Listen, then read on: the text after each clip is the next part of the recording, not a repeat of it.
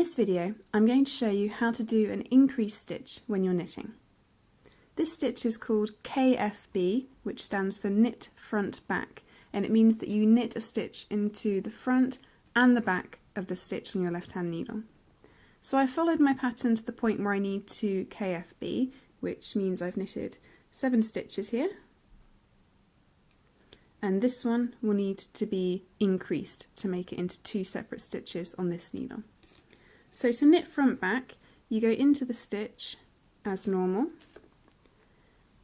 Rather than lifting the whole stitch up off the needle, what you then do is take the needle round to the back and down through the back of the stitch. Once it's there, you take the new yarn round again,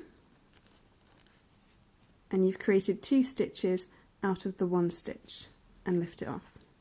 So I had my 1, 2, 3, 4, 5, 6, 7 stitches here, and the 1 stitch has been turned into 2. One more example.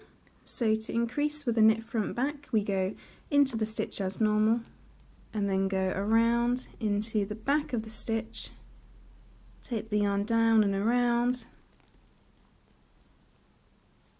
and lift off. One more example. So we go into the stitch as normal and then go around to the back of the stitch